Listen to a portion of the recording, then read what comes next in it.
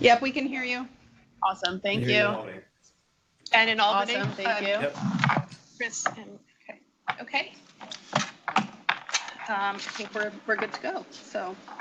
Yeah, Do you I think have we any- can I don't have any just opening go remarks. right- We can go right just, into it? we'll shave time off the meetings Okay. without my remarks. Okay. Oh, I might have that. No, go ahead, sorry. Okay.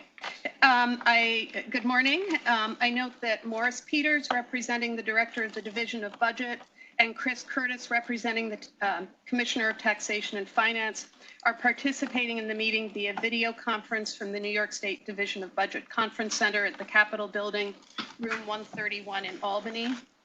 Notice of these locations has been made public, and the public has the right to attend and observe the proceedings from any of these locations. Now I will ask for motions and seconds to call to order the June 27, 2024 board and committee meetings.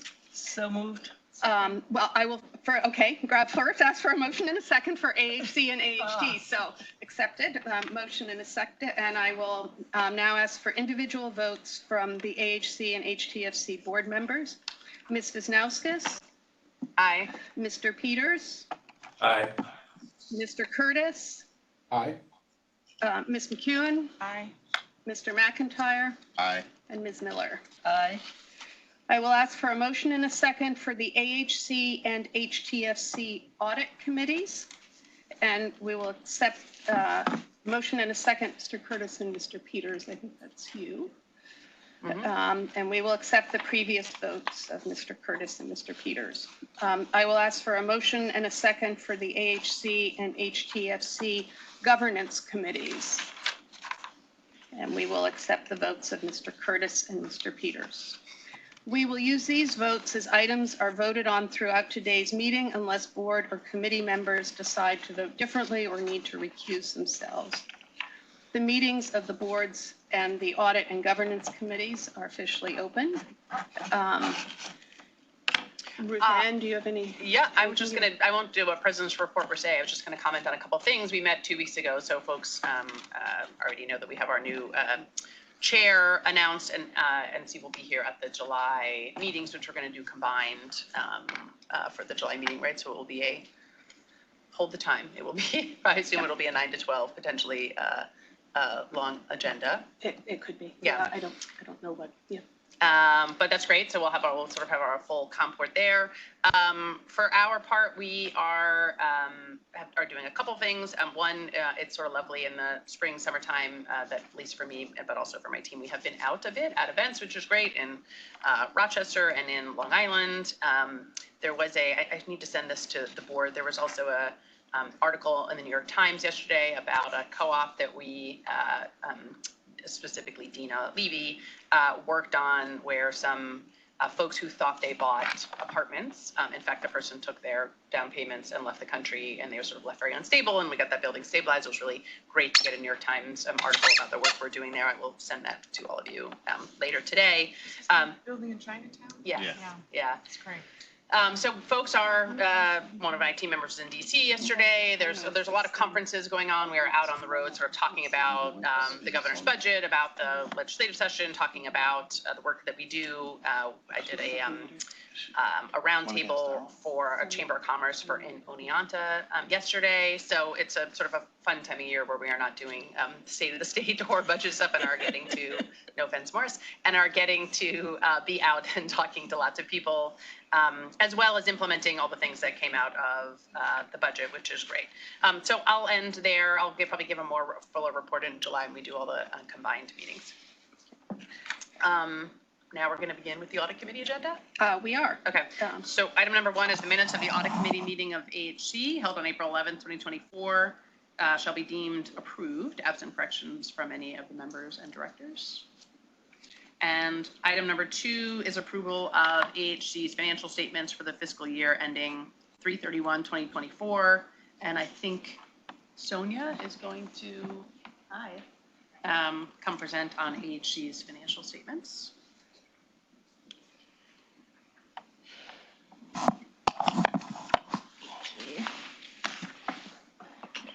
Good morning. Morning. So Danielle is going to come. Well, she's supposed to be here now, but she's running a little late. Our auditor from Ernst & Young. Yes, so I'm just going to start with a few highlights. And I will speak again also when Danielle does get here. Okay, so just a few things for 2024. We just wrapped up our audit and we are going to be issuing our financial statements and filing in Paris today. And just talk about some highlights. Throughout the year, AHC remained active and thriving and continues to meet its goal of providing financial assistance to promote home ownership. In fiscal 2024, $40.5 million was approved as state appropriations to fund housing grants as compared to $36 million in fiscal 2023. This year, AHC approved $45.4 million in grant awards, and as of March 31st, cash held by AHC was $6.5 million. During the year, AHC drew down $19.4 million in funds for disbursement to housing grantees. The Buffalo East Home Ownership Program awards funds to AHC to disperse funds for emergency home repair to eligible applicants in the east side of the city of Buffalo. AHC received $5 million in BHIP funds last year and no funds this year. Fiscal 2024 housing grant expense amounted to $26.2 million, and AHC expended $5.4 million toward the BHIP program. And finally, net cash used in operating activities was $9.8 million. Any questions? Nope, not for me. Do you, can we vote on this without Danielle coming, or We can, or we can, does it come again at the full? it comes again to the full Okay, board. all right. So she could. So we can present move on the this full and then board when we get get instead it, of- okay. Yeah. She's not really presenting. She just wanted to make a few comments regarding the audit and how it Okay, went. then we can, Okay. we can do that at the board. Okay. So assuming the first and second, now before the AHC Audit Committee is a resolution transmitted in connection with this item. Assuming the first and seconds previously recorded, all voting in favor, please say aye. Aye. Aye. The motion is carried and the resolution adopted. We're now going to move to the Audit Committee information item. Thank you, Sonia. There'll be no presentation of this item unless requested by the members. Item number 3 is the annual review of independent audit contracts with Ernst & Young. Anyone have any comments? Okay. So there is no unfinished business for the AHC Audit Committee. I'll ask for motion and seconds to adjourn the AHC Audit Committee. Assuming the first and second previously entered for the AHC Audit Committee, all in favor, please signify by saying aye. Aye. The motion is carried. The meeting is adjourned. And the next Audit Committee meeting is scheduled for September 10th. Great. Okay.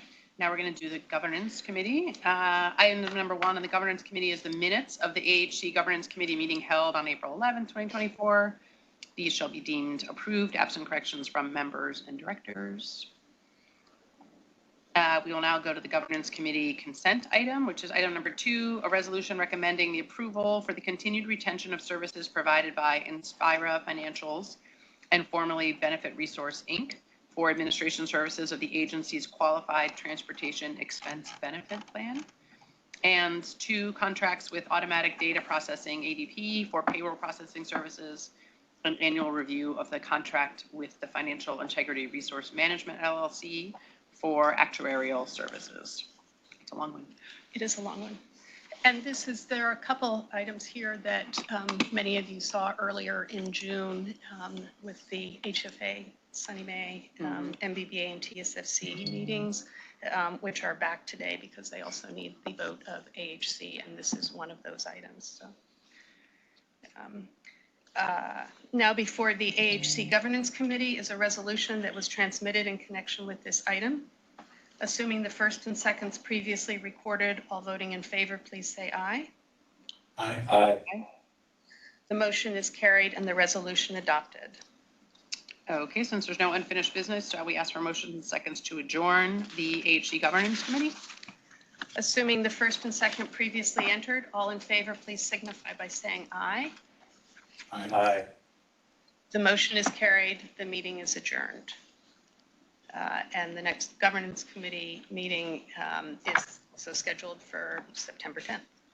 Great. Now we're going to move to the board meetings. More fun stuff. And start with the presentation of the items for AHC. Item number 1, the minutes of the AHC meeting held on May 15th, 2024 shall be deemed approved absent corrections from the members. Item number 2, ooh, this is a good one, is resolution. Let me just pull this up for a second. It's a resolution appointing Will Martin as Senior Vice President and Counsel. Will, if you want to come up and sit, you are welcome to.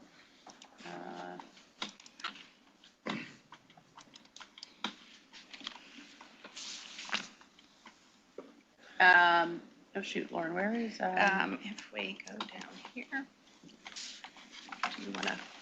You're in the Housing Trust Fund Corporation. Do you want to? What do I need to be in? AHC? You need AHC. All right. It's actually down below. Do we have to appoint Will 3 times or just twice? Just twice. We're going to do both AHC and HTFC now. Great.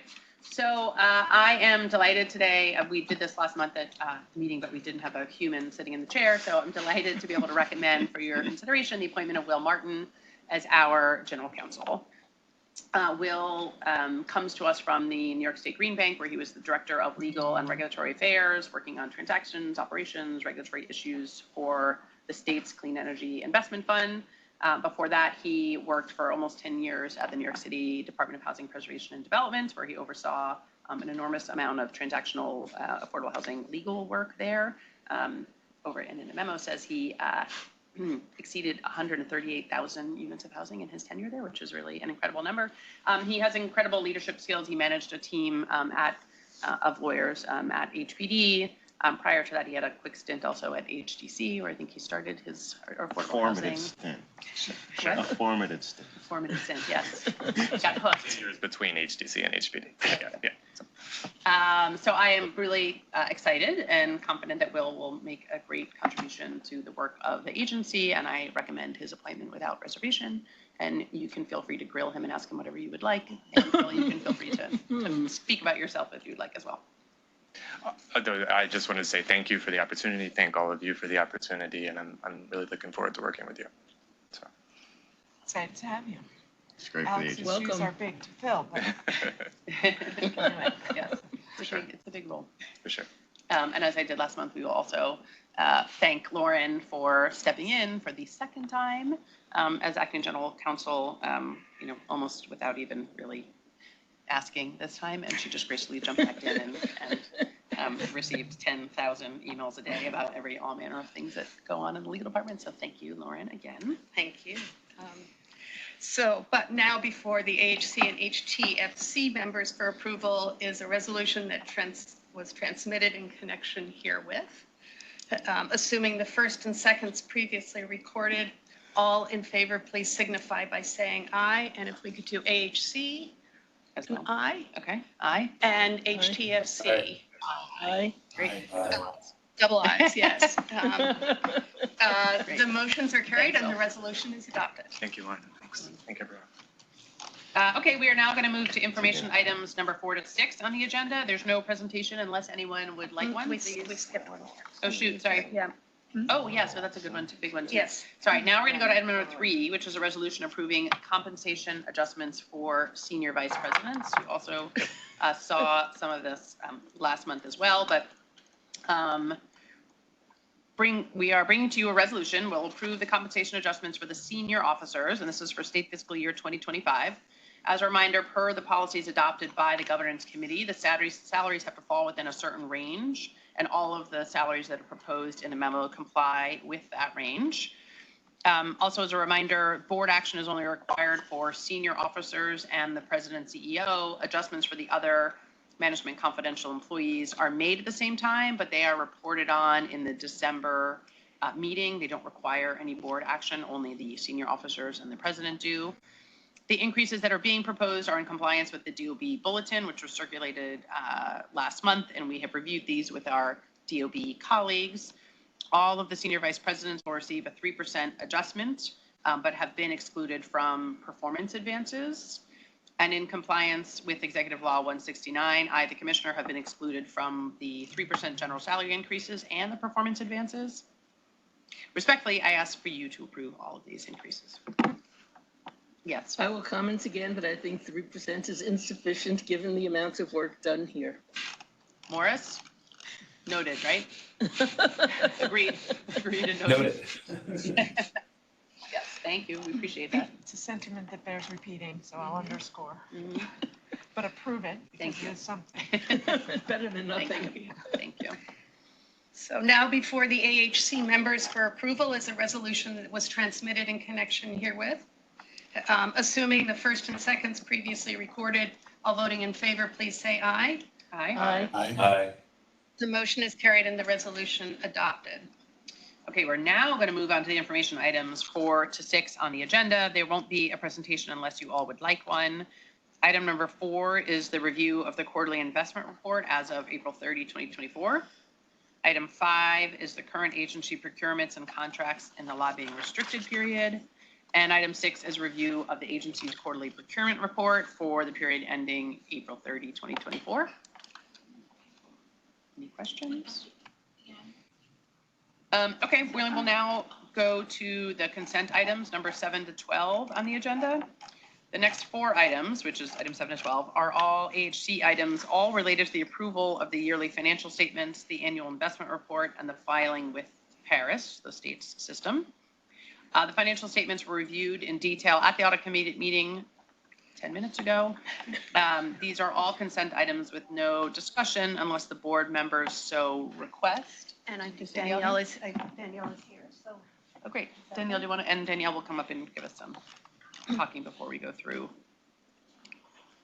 Good morning, everyone. Good morning. Apologies for my tardiness. No, that's fine.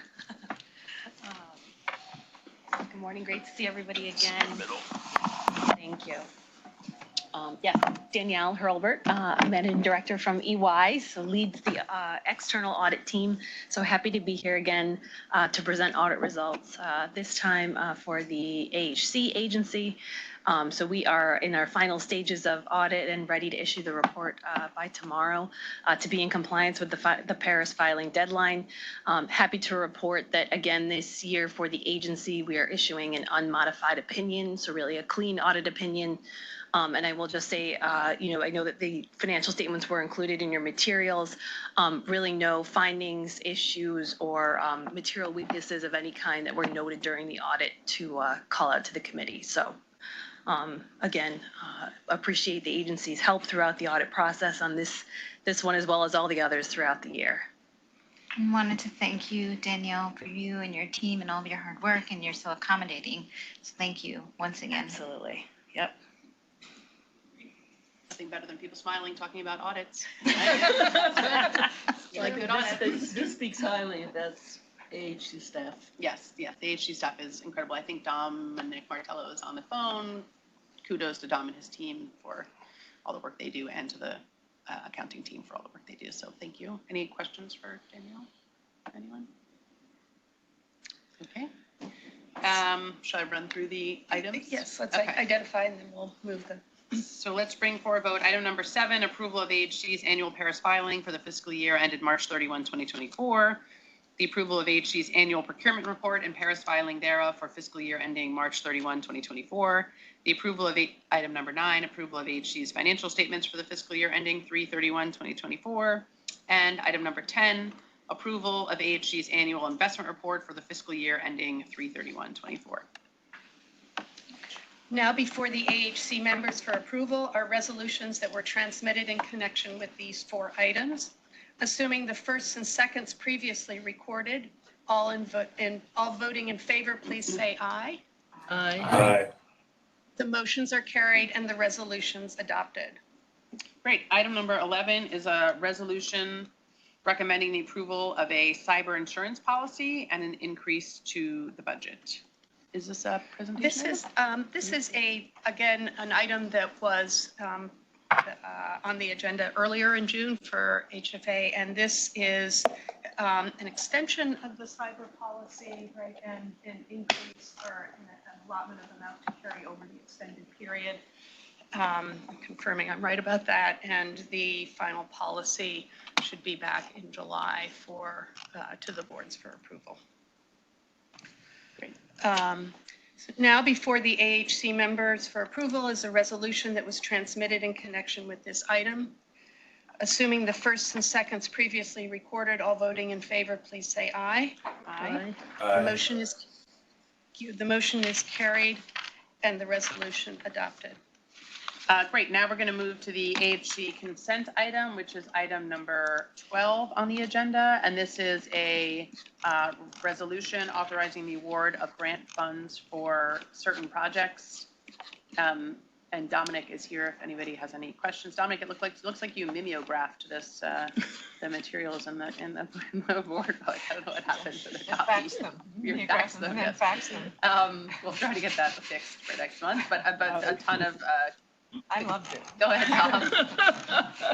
You don't have, you're, I know, Reality. Yeah, it brought me back. but do you want to just make a comment about the projects? No, I was going to comment that I think the legal department handles the mailing. That is true. Okay. So now before the AHC members for approval is a resolution that was transmitted in connection with this item. Assuming the first and second previously recorded, all voting in favor, please say aye. Aye. The motion is carried and the resolution adopted. We will now move to the HTFC Thank you. and begin with the HTFC Audit Committee agenda. Item number 1 on HTFC is the minutes of the Audit Committee meeting held on May 15, 2024, which shall be deemed approved absent corrections from the members and directors. And item number 2 is approval of HTFC's annual independent audit for the fiscal year ending 3/31/2024. Stacy is going to present, and then we also have the our auditor, Jeremy Smith, up in Hampton as well. Hi, Stacy. Hello, good morning, everybody. I'm here to just introduce Jeremy Smith. He's with our auditors, Lumsden and McCormick. I believe they're on their 3rd year of the 5-year contract with us. So I'm going to turn it over to Jeremy, who's going to present the audit findings, and I believe Lillian will be bringing up his presentation on the computers. Oh, great. Hello, everybody. Hi. I think it's actually loaded onto the computers if you. Oh, it's loaded on, so it won't be. I Okay. think that's right. I don't know whether she's raising it up separately, but That's the PowerPoint. I think the PowerPoint is also on the laptops. Yeah. If you wanna- Here you go. Oh, There it but goes. here we go. We've got it on the screen. She's always got it. Okay, so I'm going to kind of summarize some of the significant results. I'll kind of keep this short. I know you guys have a long meeting, so we'll just go right to number 1. But yeah, if there's anything I go through too quick, just let me know. Slide 1, this is kind of the various reports we issue part of the audit process. The main one is that top one, kind of what we're really hired to do. And basically what it states is your job is to ensure the financial statements are in accordance with generally accepted accounting principles. Our job as auditors and express an opinion on that, whether they are or not. We issued a clean, unmodified opinion, the best opinion we can issue, so good job. There is another paragraph in there. It's actually been there the last 5 audits. It relates to the 7 HUD audits from 2015 to 2019, where HUD kind of questioned some of these costs. It's tune of $752 million. I know we're still in the process working with HUD to try to resolve a lot of those, but yeah, that's nothing new. It's been out there for a while, but it's just alerting to any of the users. There's also a report that's not really part of this relating to compliance with investments with the public authorities. As part of the audit process, we do some compliance testing. Everything was fine, no issues there. We didn't have any material weaknesses or significant deficiencies, so there's no management letter. And then the communication with those in governance is on the next slide. And this basically is just a required communication to the board. It kind of shows some of the results. So as you can see, there was no disagreements. We had no audit findings, no issues. It talks about some of your significant accounting estimates. For example, your mortgage and interest receivables at gross are about $2.6 billion, but we have an allowance against all of it, so it knocks it down to about $3 million. So which is reasonable considering the potential significant amount of doubt on collecting those. There's also estimates in there regarding the pension system, which New York State has an actuary look over, as well as we hire one for our OPEB, our retiree health insurance. So we look at those estimates as well, make sure that they're reasonable, and they are. We had actually no adjustments, so great job, accounting staff, Stacy and Bonnie. And then also there's just a little mentioning of the auditors, the HUD audit report in there. On the next slide, there's just a couple announcements. New accounting pronouncements went into affecting. The good news is not too many of these are going to have any real number impacts. So 100 is next year. The only time that will really apply to us, because I highly doubt we'll have any error corrections, is when we have new accounting standards adopted. It's just requiring, it's more of a footnote, what needs to be included in the footnotes now. So it's just more words, clarifying things from previous standards. On page 4, 101 is the only one that might have a slight impact on us. It now requires us to accrue for the FICA taxes, so the 7.65% on that as well. Not pretty easy calculation, but we're actually won't have, some other organizations and governments will have some type of impact, but we actually accrue for 100% of the sick and vacation time, so we're already at the max amount. Other organizations might put a percentage on that, saying, hey, what's the chances this person actually retires and they're paid out those benefits? So they might say they've only been here a year, there's a 10% chance that ever gets paid out. So it's clarifying it. That standard is from 1992, so it's very old. It didn't include PTO. So it's just updating a lot of that, but we're actually on the more conservative side. We have about $3.2 million right now in vacation and sick pay. So we'll be pretty good, other than just, I think we'll just include the FICA taxes, but so no significant impact to our organization. 102 is another financial statement disclosure. We actually kind of include a footnote in there related to the BPCA admin fees, how much currently how significant it is to our operation revenue. If we lost that, the impact on that. And that's where this certain risk and disclosures is kind of going with. Another example might be if we have our collective bargaining agreements and or unions and we're running on expired contracts. You might have a disclosure in financial statements regarding that. You know, something like a school district teachers, you know, that'd be a pretty significant impact on the district. And then also another example would be, wouldn't apply to you guys, but taxes, property taxes. If you had a major corporation represented 50% of your total tax base, what would be the effect on that if that organization leaves? And it happens a lot.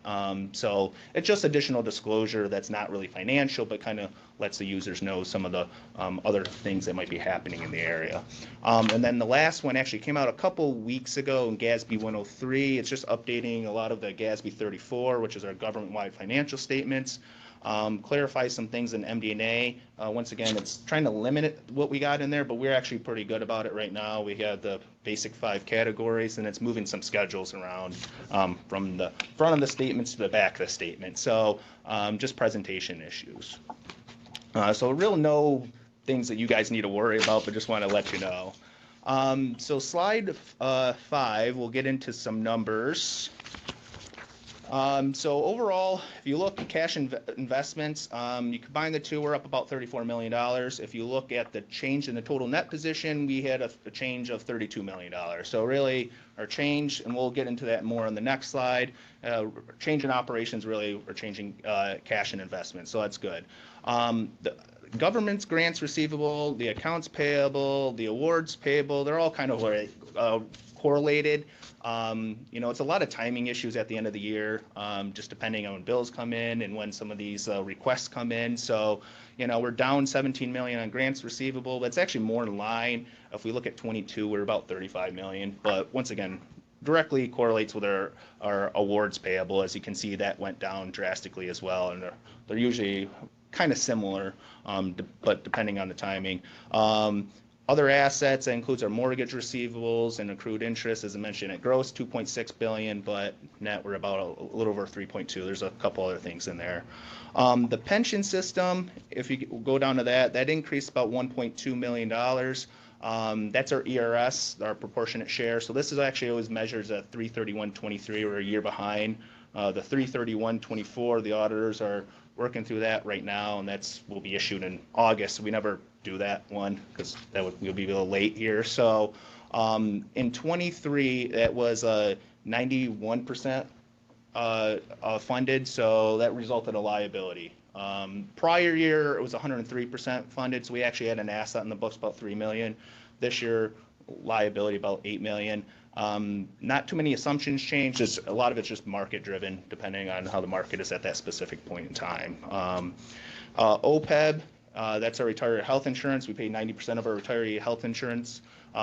So that benefit increased. Once again, not any real assumption changes. The interest rates did go up a little bit. It's based off a 20-year municipal tax exempt rate. So it went up a little bit, and we'll talk about that. I think we all know interest rates have been going up, and it's worked out in our benefit too, and you'll see in the next slide. But also health insurance costs have been increasing. I know in our area, the last couple of years, they've been requesting 10% increases. So we're just drastically going to see that. So that numbers will probably keep going up over the next few years. And then we get down to net position. The restricted, that's mostly our federal and state grants. They're actually about $240 million is state. The other 242 is about is federal. So we'll kind of just, and then, those are all related to our grants that we'll talk about in the next slide. So slide 6, we'll kind of see the income and expense. Obviously, our largest revenue is our PBCA admin fees. So that went up $12 million. As we'll see in the next slide, we issued a lot more contracts. We get roughly 46% of that revenue. Once again, directly correlates in the professional service contracts with CGI, who we pay to kind of administer those. So they did more contracts as well. So that increased $7 million. Fees from other programs, that's a housing voucher program. Once again, more contracts, more fees. Then we see in other operating expenses, that expense went up as well. So the housing voucher went up about $11 million. Up in the fees from other federal programs, the expense went up about $9 million. Salaries and wages actually did go down. We were about down 10-ish employees, but that was offset by 3% increase in wages. Payroll taxes and other employee benefits, it's actually on a cash basis, it's about the same. We do have those actuarial calculations. So the pension expense went up because it's underfunded liability now. That's $1 million, and then 2.5 in the actuarial OPEB retiree health insurance expense. So not actual cash basis, but we are required to report it on since we got a full accrual financial statement. So payroll tax and other employee benefits are actually about equal. But when you get down to it, our operating income is very consistent to prior year, about 17 million. Prior year was 16 million. So good year again. We'll talk about the federal and state grants on the next slide. But once again, investment income, you can see just what the interest rates did. $18 million this year versus $6 million last year. I know we had more cash as well, but the interest rates have been holding up steady, so yeah, it's nice to see. So on slide 7, we can kind of see some of our significant grants and our federal grants. Obviously, we talked about the PBCA. That went up $134 million. We issued more contracts. That's the same as the expense. The Community Development Block Grant Disaster Recovery did go down. We're starting to wind down that program. So that went down about $72 million. As I mentioned before, the housing voucher program, we're up $150 million, more contracts. And then community development block grant program, most of that's increased due to the CBDG CV program. In 22, we only had about $1 million.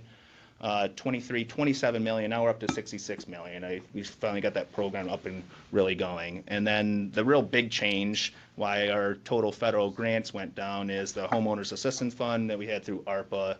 That's basically done now. In 22, we had $90 million, and now you see in 23, $400, and now we're down to about $50. Then if you go to the next slide, New York State grants. A lot of this is just based on what the state allocates us. So the first one, we got more monies. from the state in the budget. And then if you go down, there was a new affordable homeownership program, part of the governor's budget as well for the housing plan. And then Gozer Capital, that was less allocated in the state budget as well. And then a couple of these other grants, they just don't exist anymore, or they're one-time grants, or DRI that fluctuates all the time, just depending on which rounds. I know we got a new round coming up. So that's really where the change. A lot of these revenue expenses in the perfect world would equal each other, but just due to timing issues between the years, they don't, but that's really how it's supposed to work. So for the most part, yeah, they kind of were. So that's all I really had. I know I went through it quick, so.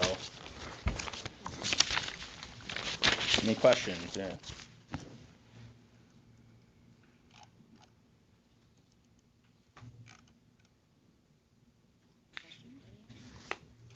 Right. So at this time, I'm seeking approval of the audit, unless there are other questions. I just want to say thank you for the presentation. Yes, thank you. That was very thorough and it was great. Thank you for all the work. And Stacy, thank you to your team for all the work. I know it's a lot to, and Ted, I know it's a lot of work to produce these, so thank you to you and your team. And I can't. Sarah. Yep. Yeah, Sarah, you're Sarah's- gonna. Oh, there you are. Okay.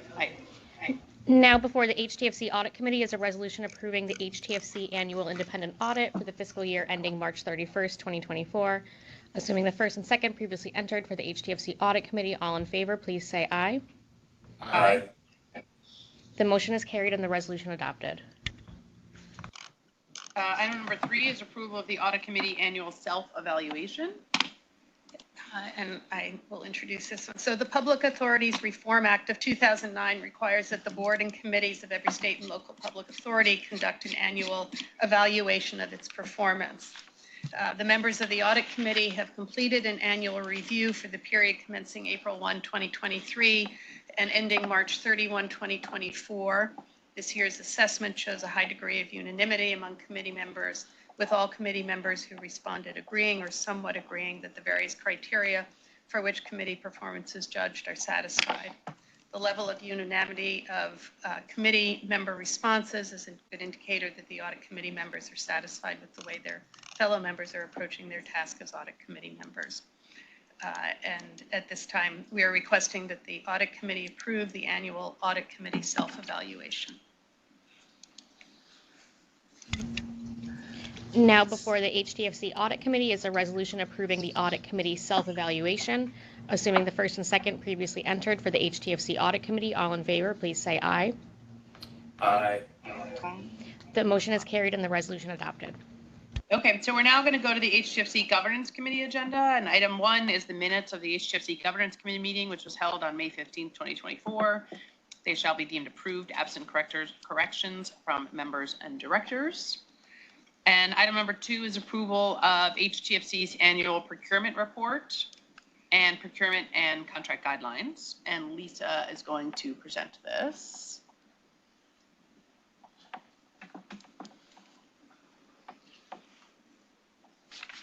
Good morning. Hi. I'm here to present the HTFC's annual procurement report for fiscal year 2023, 2024. There was nothing out of the ordinary in this report. There is, though, a correction in the report to the MWBE participation goal. The materials had a participation goal of 23.75. It's actually 27.19. Better? Yep. And that's about all I have to say about the report. Are there any questions? Okay, Sarah, let's do it. Now before the HTFC Governance Committee is a resolution approving HTFC's annual procurement report and procurement and contract guidelines. Assuming the first and second previously entered for the HTFC Governance Committee, all in favor, please say aye. Aye. The motion is carried and the resolution adopted. Great. Item number 3 is approval of HTFC's annual property disposition report and property disposal guidelines. And Stacy, you're going to do this, right? Correct. Good morning again, everybody. Today I'm here to present the annual property report to the board, as well as just presenting the guidelines that we currently have. We are not currently requesting any adjustments to those guidelines, so we're just presenting them as information, I guess, at this time. In the real property report at this time, this past fiscal year, we did not purchase any real property. I think this is one of the first years that has occurred. As you may be aware, we have been purchasing or have historically purchased property under the CDBG-DR disaster recovery funding. And we're in the process of disposing all of those properties. This past year, we were able to dispose 188 properties. Many of them were transferred to municipalities or to not-for-profit organizations for no value. Others we sold anywhere from $5,000 to roughly $16,000. At the end of the fiscal year, we were still holding 32 properties within our portfolio. However, in conversations with the AHC staff, we anticipate that those 32 should be off of our books before the end of this fiscal year. So hopefully this time next year, I'll be presenting a report that says we disposed of all 32 and we no longer have real property that HTFC owns and is responsible for. We also did not dispose of any real property valued at over $5,000 in the last fiscal year. I've provided you a list of all the properties that we sold, as well as the properties that we currently hold, and I'm happy to answer any questions you may have. Great. Thank you, Stacy. Any questions?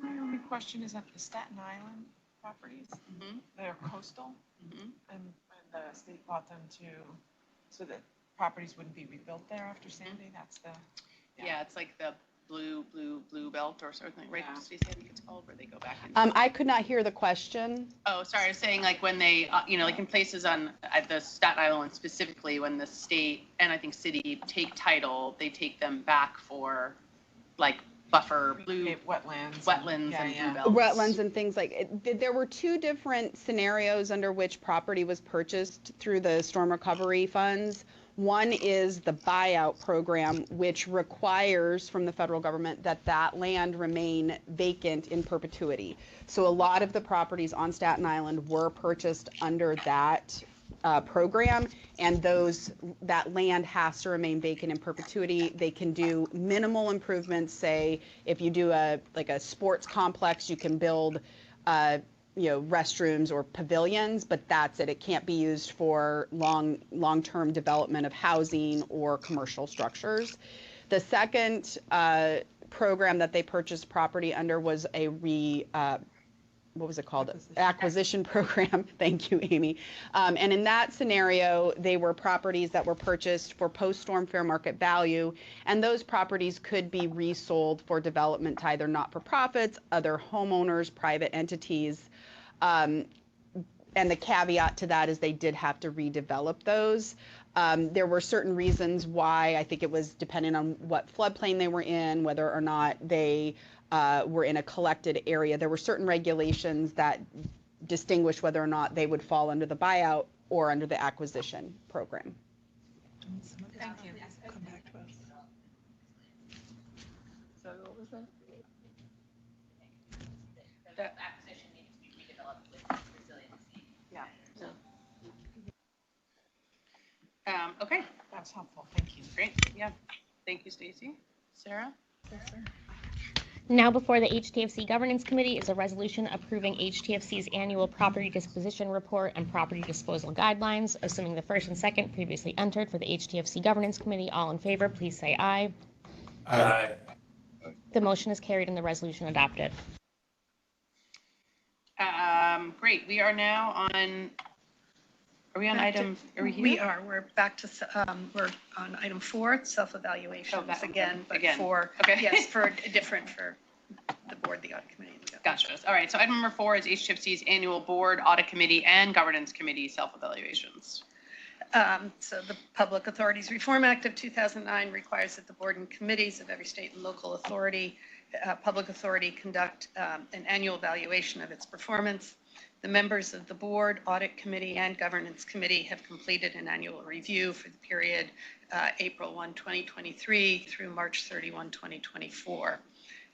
This year's assessment shows a high degree of unanimity among board and committee members, with all members who responded agreeing or somewhat agreeing that the various criteria of which board and committee member performance is judged are satisfied. The level of unanimity of member responses is a good indicator that the board, audit committee, and governance committee members are satisfied with the way that their fellow members are approaching their tasks as board and committee members. And at this time, we are requesting that the governance committee approve the annual board, governance committee, and audit committee self-evaluations. Sarah. Now before the HTFC Governance Committee is a resolution approving HTFC's annual board, audit committee, and governance committee self-evaluations. Assuming the first and second previously entered for the HTFC Governance Committee, all in favor, please say aye. Aye. The motion is carried and the resolution adopted.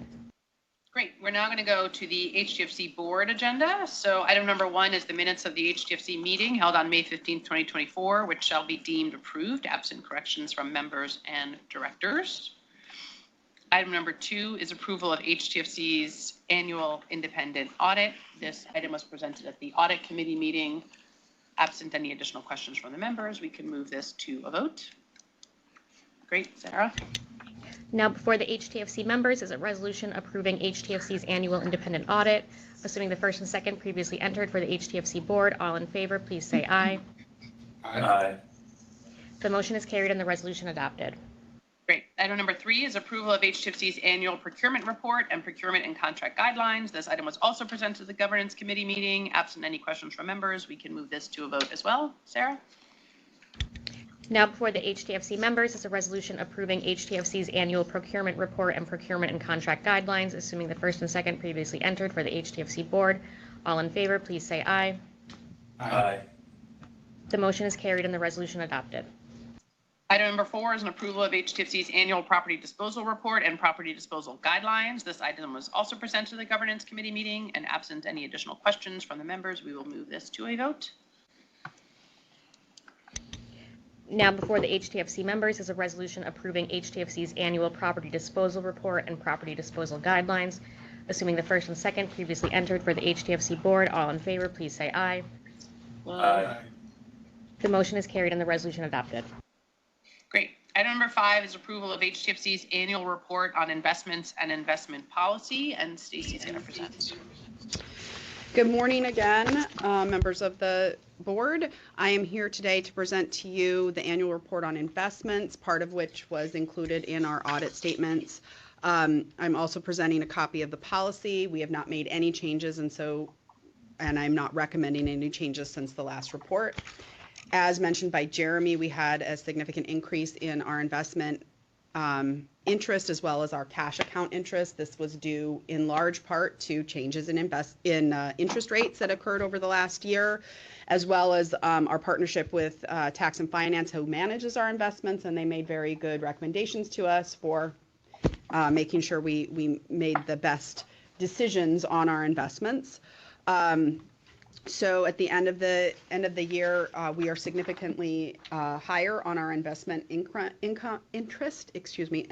and cash interest, and as well as our accrued interest. I have presented a listing of all of our cash accounts and the investment accounts in the board materials, and I'm happy to answer any questions that you may have at this time. Great. Thank you, Stacy.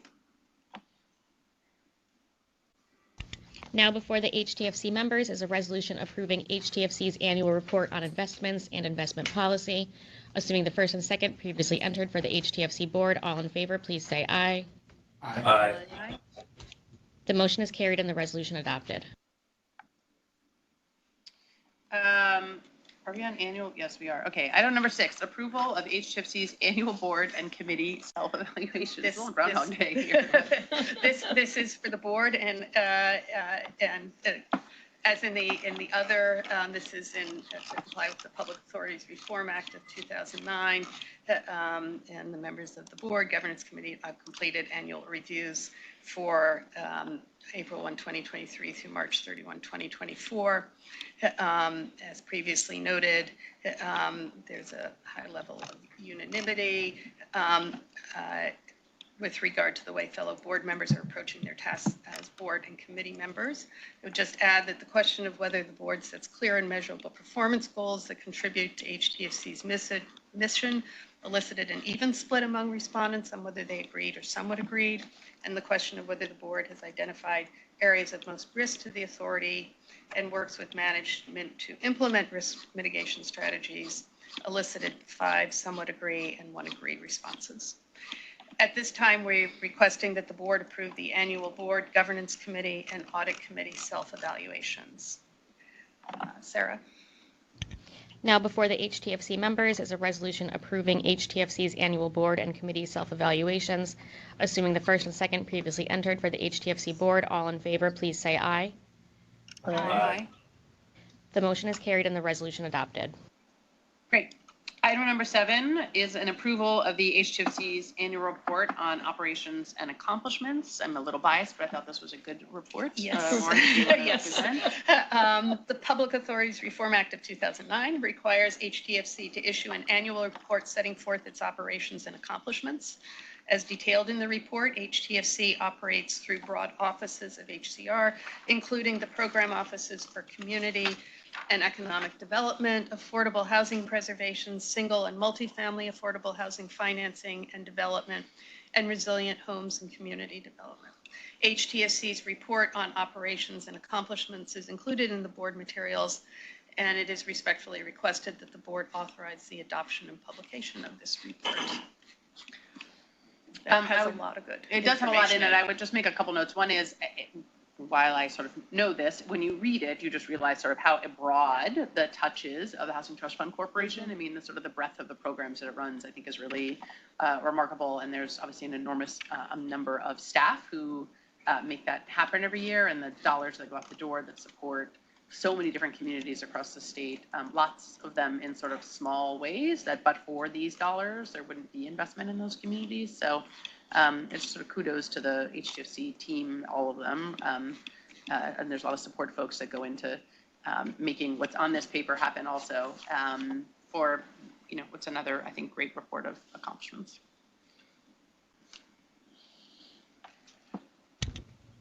Great, Sarah, should we? Now before the HTFC members is a resolution approving HTFC's annual report on operations and accomplishments. Assuming the first and second previously entered for the HTFC board, all in favor, please say aye. Aye. The motion is carried and the resolution adopted. The next item, item number 8, is the approval of the HTFC's mission statement performance report and the mission statement. The Public Authorities Law also requires HTFC to have a mission statement expressing the purpose and goals of the authority. No amendments have been proposed to the mission statement this year. The mission statement and mission statement performance report are found in the board materials. At this time, we are seeking readoption of the mission statement and approval of the mission statement performance report. I think I'm supposed to remember we did some revisions last year to this, so it's sort of somewhat unchanged after, I think, having a good series of changes last year. Okay, Sarah, should we do it? Now before the HTFC members is a resolution approving HTFC's mission statement performance report and mission statement. Assuming the first and second previously entered for the HTFC board, all in favor, please say aye. Aye. The motion is carried and the resolution adopted. Great. Now we're going to talk about some buildings. All right, item number 9. Authorization of the fall 2023 multifamily awards, and I can see Brett, who's going to present. Hi, Brett. Hi, folks. Can you hear me okay? Yep. Good. Okay. In March 2024, 29 awards were made pursuant to the fall 2023 9% RFP. Of a total of 59 applications received, 10 of those 29 projects are being presented today, pretty much for administrative ease. We'll break those up and present the balance at the next board meeting.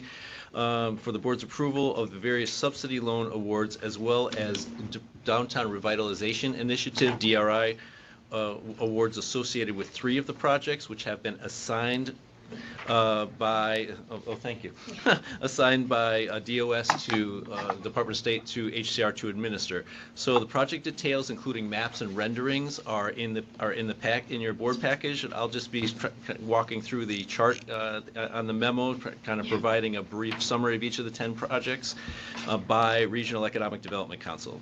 So the first in the Capital Region is Equity Residential Development. This is Clinton Square Studios, a 57-unit new construction project located in Albany, which includes 2 non-residential components, a condo for temporary housing for performers and crew members of the Capitol Repertory Theater, and an artist gallery and workspace to accommodate the project's artist preference.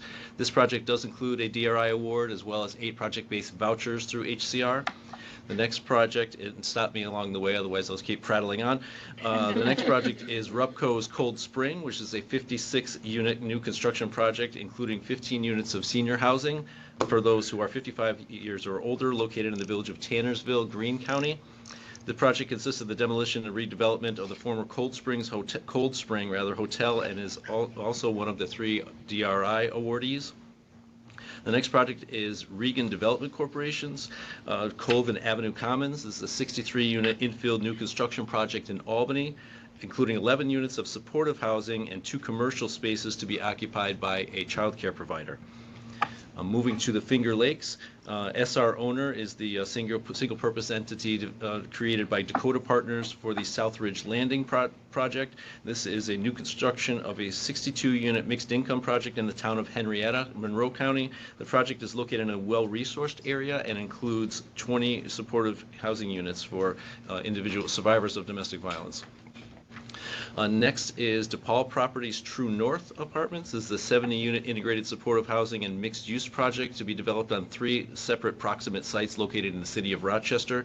The project includes 8,700 square feet for an outpatient wellness clinic to be operated by FLACRA, with mental health and substance abuse services available to the community. 35 of those units will be supportive housing for chronically homeless individuals and families, as well as 7 of those units targeting ESHI-eligible seniors. The next in Finger Lakes is Baldwin Real Estate Development Corporation, Creekview Apartments 2. This involves new construction of 72 apartments and 9 2-story walk-up buildings in the town of Canandaigua, Ontario County, on vacant land adjacent to the previously developed phase. This project is a Buildings of Excellence awardee through NYSERDA, which enables them to provide on-site solar, geothermal heating and cooling, and it meets the Passive House design standard. Moving to Mid-Hudson region, the Affordable Housing Conservancy, working with Rockaville Development, is presenting the Harmony Hall Senior Housing Project, a 51-unit senior project for 62-plus individuals located in the village of New Paltz, Ulster County. It also includes 8 project-based vouchers through HCR, and all these PBVs were previously approved by the board, by the way. The next project is Kearney Realty and Development Group, working with Housing Action Council on their Reservoir Place project. This is a 75-unit mixed-income, well-resourced area project in the town of Carmel in Putnam County, consisting of construction of 5 buildings on vacant land. It's actually adjacent to Kearney's project called the Hamlet at Carmel, which is currently in construction. Then moving to Western New York, STEL, the Southern Tier for Environments for Living, working with Park Grove Development on their Silver Creek Senior Housing Project. It's the demolition of a dilapidated former school and new construction of a 54-unit senior housing project, 62-plus in the village of Silver Creek, Chautauqua County. It includes 15 units of supportive housing for seniors, for homeless seniors rather, and as well as 8 project-based vouchers and a Restore New York grant through ESD. Lastly is Stewart Alexander and Associates, their Plater Gardens at the Market project, a 73-unit scattered site urban infill project on vacant sites owned by the city of Buffalo. There will be 11 buildings in various configurations, and 37 of those units will be supportive housing for young adults and youth aging out of foster care, and this project is the third of the 3 DRI projects. So I know that was rapid fire, but let me know if you have any questions. Thank you, Brett. Great. Remember our CPC finance,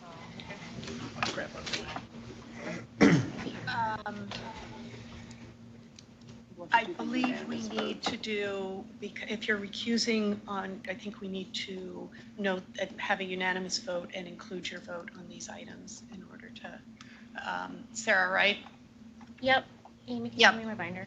Yeah. And I can read the language, Lauren. Do you, if you have it available, yes. Yep. So Sadie McCune's vote is required to meet the affirmative vote, and the member director is voting with the majority. All their members directors are voting unanimously. Without reconstitution, the member director would be unable to meet the affirmative vote requirement, and action by the agencies is required before such time as the member director might change.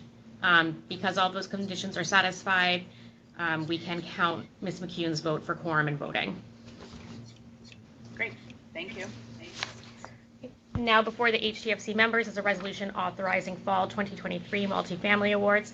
Assuming the first and second previously entered for the HTFC board, all in favor, please say aye. Aye. The motion is carried and the resolution is adopted. Great. Item number 10 is the authorization of a Downtown Revitalization Initiative, DRI award for, I don't know how you say it, MCROC Associates LLC. I think all the above are just fine. A little bit of background on this. In March 2024, Home Leasing was awarded a standalone Community Investment Fund award through HCR's Open Window to redevelop 4 contiguous distressed historic commercial buildings in downtown Rochester into a mixed-use building with ground floor commercial and affordable residential units above. The SIF funds would only be applied toward the commercial aspect of the project. However, since that time, it was determined that HCR would also need to administer this sub-allocated DRI award on behalf of ESD toward the residential component of the project, the 11 units on the second floor.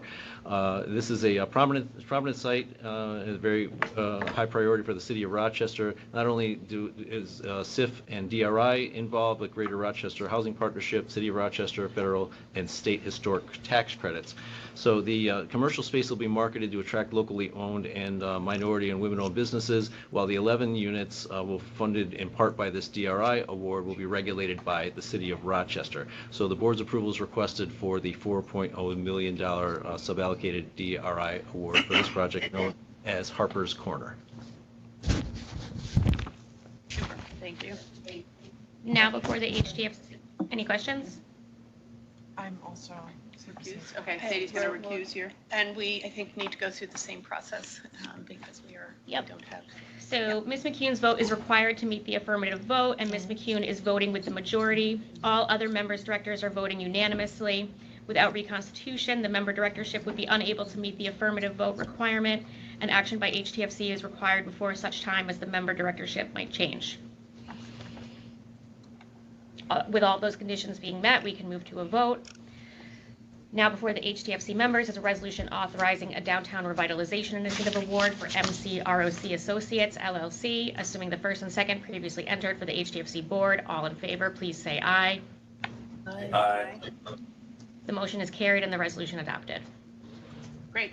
Item number 11 is the authorization of new construction program and supportive housing opportunity program awards, and Brett's going to present these two. Hi again. So these 3 projects received Federal Housing Trust Fund awards pursuant to the Fall 22 9% multifamily RFP and were approved by the board in August of 2023.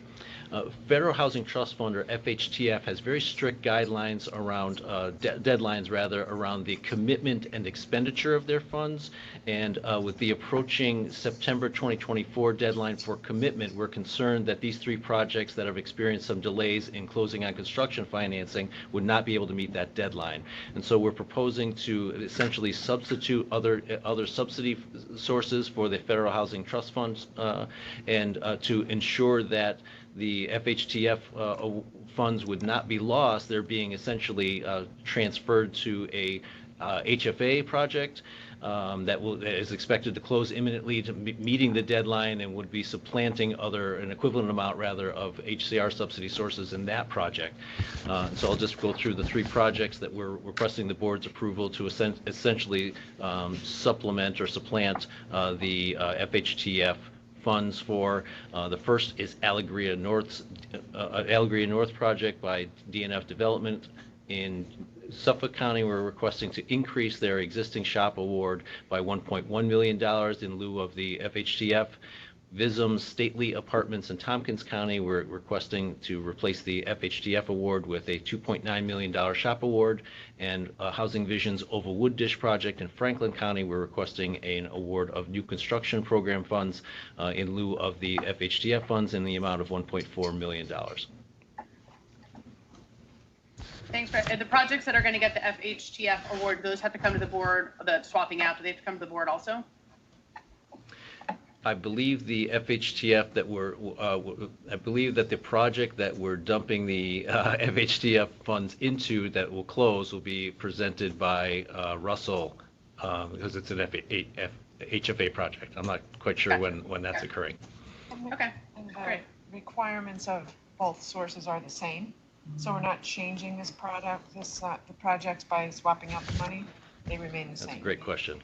Yeah, we don't anticipate any changes, impacts to, actually, in one case, there's a minor interest rate or interest adjustment, additional interest that's less than what they had indicated at the application, so the impact is marginal.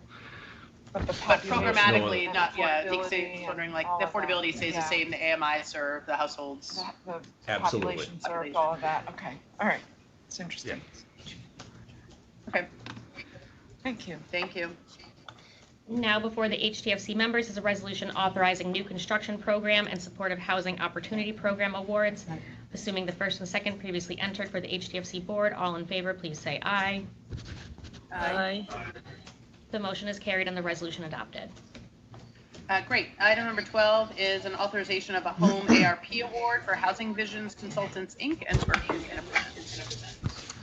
Good morning, everyone. Doing a bit of a Madeline impersonation today. So the New York State Home American Rescue Plan program, or HOME ARP, is a special HUD allocation of just under $80 million in federal funding to reduce homelessness and increase housing stability. The program is designed to create and preserve rental housing or non-congregate shelters and enhance supportive services for certain qualifying populations, as well as build capacity of nonprofit groups who serve these populations. Project applications were solicited via an RFP that was issued in November of 2023. The first 4 projects, I believe, were approved in March of this year, and today we're recommending a 5th project. This is in Syracuse. It's known as Kirkwood Homes. It's proposed by Housing Visions, an affordable housing developer that's well known to the agency. They're requesting just over $1.2 million in home ARP funds for the new construction of 6 3-bedroom units of permanent supportive housing targeting families at 30% AMI and at risk of homelessness. The units will be housed in 3 duplexes on Furman Street and West Kennedy Street in the Brighton neighborhood. Of the $1.2 million award, just over $900,000 will be used on development costs, and $300,000 will fund supportive services. The project is leveraging an additional $2.3 million investment from Onondaga County, including a very large award from the county's local home ARP allocation. This project will also benefit from an ESHI award. So the Kirkwood Homes will provide needed supportive family housing in the area, and we're pleased to recommend it for approval. Happy to take any questions. Thank you. Great. There's no questions, Sarah. Let's do it. Now before the HTFC members is a resolution authorizing a home ARP award for Housing Visions Consultants, Inc. Assuming the first and second previously entered for the HTFC board, all in favor, please say aye. Aye. The motion is carried and the resolution adopted. Great. Item 13 is going to be an authorization of the Small Rental Development Initiative, sometimes called SRDI, program awards, and Burke is going to do these as well. Yep. This recommendation for SRDI funding reflects available funds of $7 million from fiscal year 2024 and just over $1 million that was remaining from fiscal year 2023. It was made available via an RFA issued in January of this year.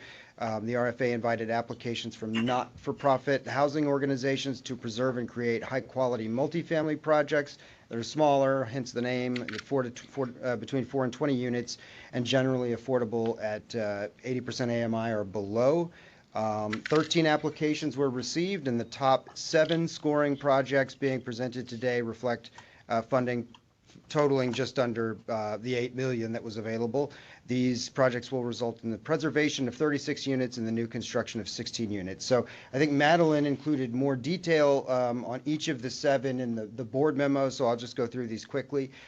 First, we're recommending home headquarters for an award of just over $960,000 for the rehab of 5 vacant units across 3 properties in Syracuse's Southside neighborhood. Next, we recommend Hudson River Housing for an award of just over $1.3 million. This will preserve an older tax credit project of 8 units and 4 attached row houses in the city of Poughkeepsie. Third, we have an award of $870,000 for the Clayton Improvement Association for the rehab of 4 vacant units in a mixed-use building in Lafargeville up in the North Country. Fourth, heading downstate to Brooklyn, we're recommending just over $1.2 million in funding for the Fifth Avenue Committee, who will renovate and preserve 6 existing units in the gentrifying Greenwood neighborhood. In Westchester, up to Westchester, an award of $2 million to the Housing Action Council will support the construction of 12 new units in White Plains, affordable at 65% AMI. Next, the MARC project in rural Arkville in Delaware County will use just over $724,000 in funding to rehab and preserve 8 units serving seniors in a mixed-use property.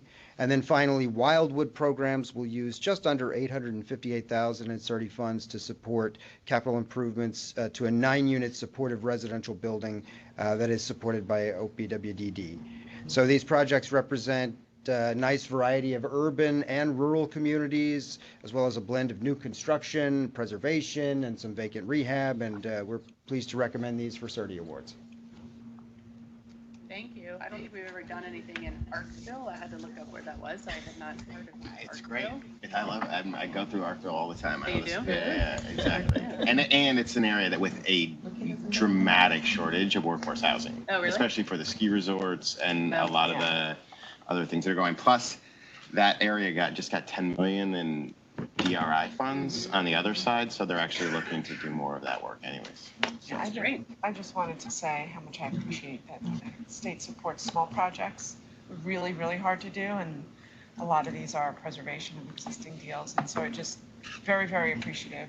The big projects get a lot of attention, but the small ones are really important in communities like these. So this program is great because it was the idea came from a Office of Community Renewal staff person thought of it and sort of started it, and then and then it was successful, and now the legislature also funds it. It's a great program. Great program. It's a great bowling alley in Arkville, actually. But we don't fund that. You're doing your best Ken Adams. I like it. Thank you, Burke. All right. Great. Sarah, should we do it? Yep. Now before the HTFC members is a resolution authorizing small rental development initiative program awards. Assuming the first and second previously entered for the HTFC board, all in favor, please say aye. Aye. The motion is carried and the resolution adopted. Great. Item number 14 is an authorization of amendments to the CDBG CV awards, and Crystal's going to present. Good morning.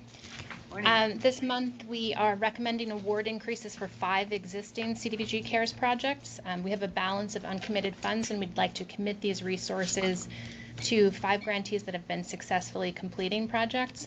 They include community counseling and mediation in Brooklyn, the Food Bank of Central New York, Rebuilding Together NYC, United Cerebral Palsy Association, and Unity House.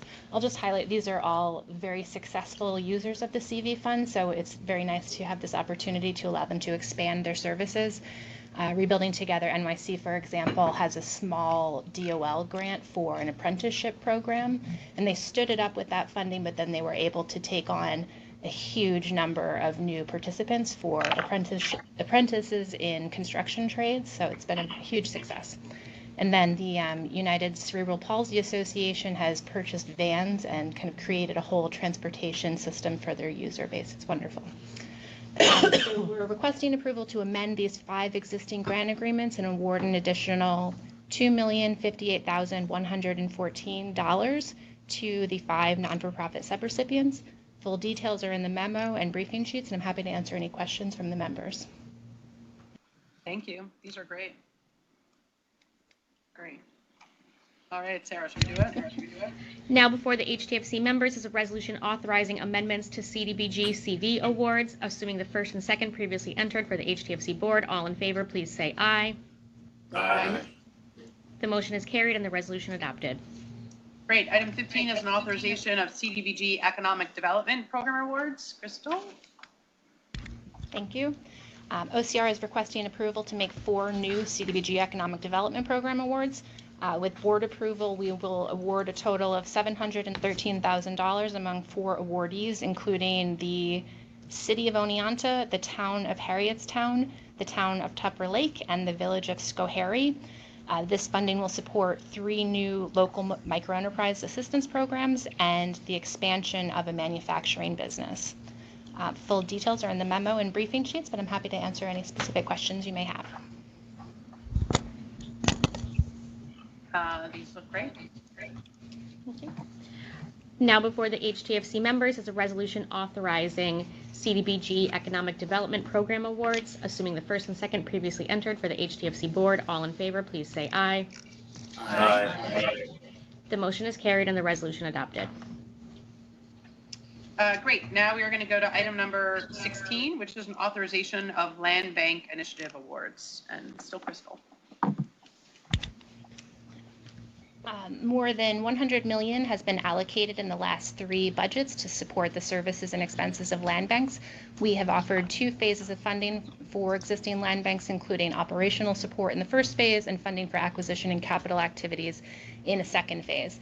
Approximately $38 million has been committed to date, and we want to allow the land banks that are successfully completing projects to access more funding to keep their work going. We have received requests for additional funds from 3 land banks, and this month we are requesting board approval to award an additional just over $1.8 million among Buffalo Erie Niagara Land Improvement Corporation, the Greater Syracuse Land Bank, and the Wayne County Land Bank Corporation. With board approval, we will amend the existing grant agreements and allow these land banks to commit funds locally for additional projects. In addition to these 3 increases, I'll note that the Columbia County Land Bank has been approved as the 29th land bank in the state. This new land bank has applied to access the funding that was made available for general services and expenses of the land banks. For this one, we are seeking approval to award and enter into a grant agreement of up to $300,000. Each of the other existing land banks have this money as like a renewable 3-year contract to support their staff costs mostly. So the full details are in the memo, and I'm happy to answer any questions on these. Great. Thank you. Love our land banks. There's no questions. Sarah, you want to do it? Now before the HTFC members is a resolution authorizing Land Bank Initiative Awards, assuming the first and second previously entered for the HTFC board. All in favor, please say aye. Aye. Aye. The motion is carried and the resolution adopted. Great. Now we're going to go to item number 17, which is authorization of Neighborhood and Rural Preservation Program Awards. Thank you. Just over $25 million was included in the budget for the preservation programs. This is $17.6 million for the neighborhood preservation program, mostly in our urban communities, and $7.5 for the rural preservation program. This is an annual program that's been funded for decades that provides administrative funding to support a large network of housing and community development non-for-profits throughout the state, and they're known through this program as the Rural and Neighborhood Preservation Companies. We work with these companies on all of our other programs, all of our other grant sources. They're an essential piece of our work in supporting the capacity of local governments that may not have staff and capacity to deliver all of our grant programs. I'll also note the project that Burke just mentioned, the CERTI award to the MARC project. That's a great example of this, where many of the communities in Delaware County would be unlikely to have the development capacity and expertise to run a program like that, and they've been a very successful RPC in the Delaware County and Catskills area delivering projects of all types. One of our best. That's great. So we are requesting board approval to award these funds and enter into grant agreements with up to 60 RPCs and 131 NPCs. Full details are in the memo, and I'm happy to answer any questions from the board. Great, thanks. Sarah, should we do it? Now before the HTFC members is a resolution authorizing neighborhood and rural preservation program awards, assuming the first and second previously entered for the HTFC board. All in favor, please say aye. Aye. Aye. The motion is carried and the resolution adopted. Great, thank you. Item 18 is an authorization of a contract with CVR Associates, and we're going to switch locations, I think, and go to Syracuse and hear from Dan. Good morning, everybody. Hi, Dan. Can you hear me? Yep. Hi. Yeah, so this is for the Section 8 Housing Choice Voucher Program. As you may remember, we switched technology platforms in the fall and moved from an in-house system to the new Emphasis Elite system. The former system was actually supplemented by a number of CVR products, most of which we've stopped using. But the program staff in New York City wish to continue using CVR SharePoint tool as it currently provides some supplements for document processing and process flow. So it's a small contract, relatively speaking, and we're looking to authorize it for 2 years for $110,000. Great, thank you. Dan, any questions? Just wonder how the new system is working, because I remember that conversation. Yeah, Dan, you want to talk about how the new system's working? Sure. So we've been using it for about 6 months now. We did a supplemental training this spring to complement the one we did last summer. It's always easier if the groups get to use the product and then train because they know what questions to ask. We recently cycled off Hypercare and are now managing help desk tickets ourselves with the vendor, which is a good sign because the LAs have stopped calling as much as they were before and I think are getting used to the system. We're now working towards opening the applicant and participant portals.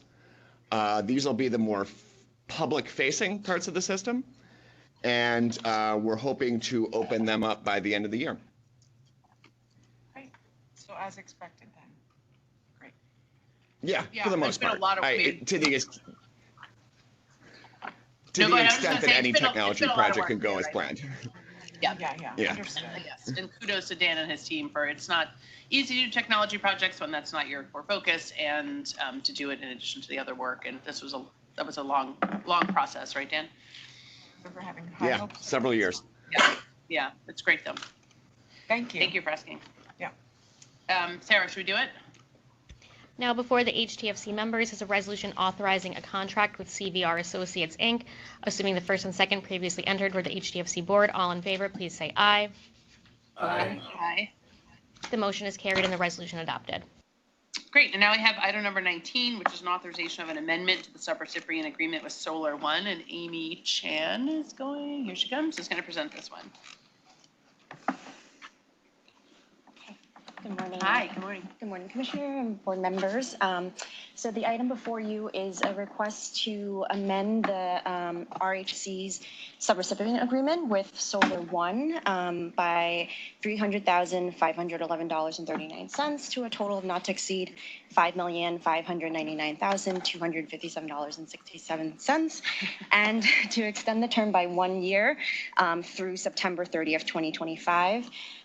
This subrecipient agreement with Solar One is through RHC's Community Reconstruction and Infrastructure Program, and we are funding Solar One to install solar power and battery backup at 11 community facilities throughout New York City.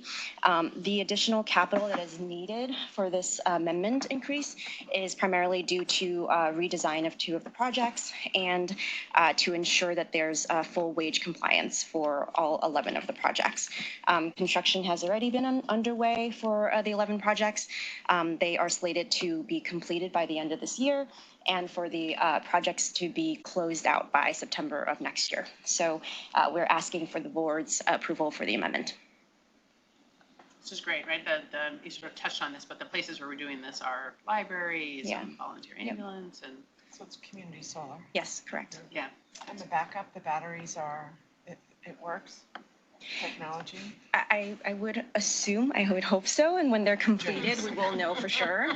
No, it's emerging, so I think it's important to keep trying and keep investing in it, because that's how we get better, but, and it is great to see the community solar, because most small buildings in the neighborhoods can't.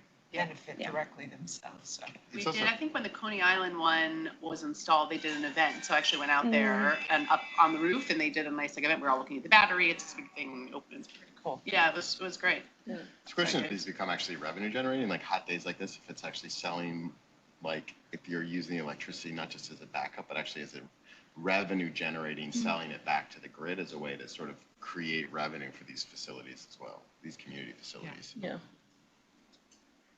You mean for the community solar itself? Well, if it's For the library. for the It's not library, if library. it's like it's taking in electricity, it's not using it, but Oh, it I can, see. like when everyone's running their air conditioner, it can actually sell it back to the grid and make money for the library. And it's a question Right. if they're like monetizing the battery storage at all.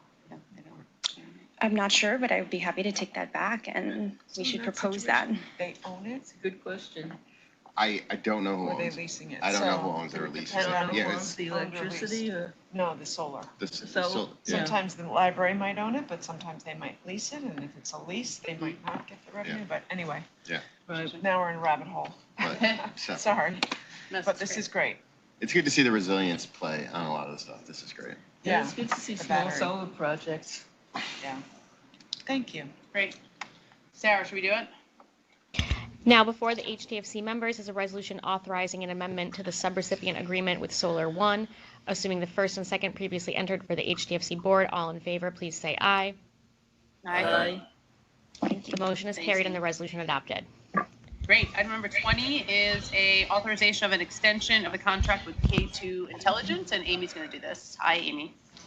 Hi, everybody. I'm Amy Zamanek. I'm the head of legal for HTFC and DHCR Transactional. I'm here today to ask for an extension of time for the K2 Intelligence contract. One time we had several vendors under this contract, or contractors, I should say.